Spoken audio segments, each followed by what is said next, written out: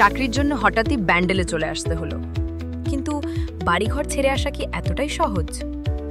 আমার এমন একটা সমাধান দরকার ছিল যেখানে কলকাতা থেকে বাবা মা সহজেই আসতে পারবেন।